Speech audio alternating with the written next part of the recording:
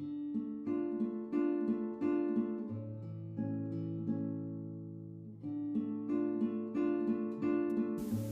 a span of 180 years, starting from 1820, approximately 5.5 million Mexican immigrants have immigrated to the U.S. and started their new lives in a new country. That is over the span of 180 years. This is not nearly as close to the 12 million Mexican American immigrants that live among us in our communities and support our economies today. In fact, most Mexican Americans migrated to the U.S. over the last 2 decades in hopes for better jobs, opportunity, and the American dream. Most Mexican immigrants migrated in the 90s and early 2000s. Large-scale Mexican migration to the U.S. began in the early 20th century, motivated by labor demands in the U.S. and political unrest in Mexico.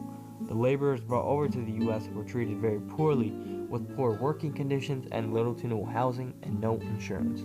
They worked day-to-day on farms, and the unrest resulted in the start of the Latino rights movement. Throughout the 20th century, major reforms to the U.S. immigration system played a role in shaping the size and character of Mexican immigration flows. Since 1980, Mexicans have been the largest immigrant group in the U.S. Immigration from Mexico to the U.S. has gone through four main periods. This first wave, occurring prior to World War II, consisted of agricultural workers recruited by private labor contractors, with the number of Mexican immigrants rising from 105,000 in 1900 to 625,000 in 1930.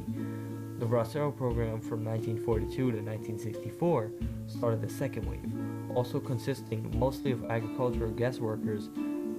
The third and largely unauthorized wave began after the Bracero program was terminated and after the 1965 changes to the U.S. immigration law ended national origin quotas and imposed the first numerical limits on Mexico and other Latin American countries. The majority of Mexican immigrants in this third wave were male, seasonal farm laborers who regularly traveled back and forth across the border. During the fourth wave, the Immigration Reform Control Act legalized close to 2.3 million Mexicans in return for tougher border enforcement and penalties for American employers who hired unauthorized workers. As crossing the border becomes more difficult and as economic changes in the U.S. opened additional jobs, immigrants began to settle permanently, bringing their families to live with them in the U.S.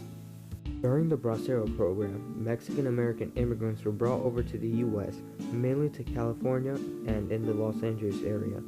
They worked on farms and got paid little to nothing. It was borderline slavery. The average worker at the time worked day in, day out for little to no pay in terrible housing conditions with dirty water and crowded workspaces.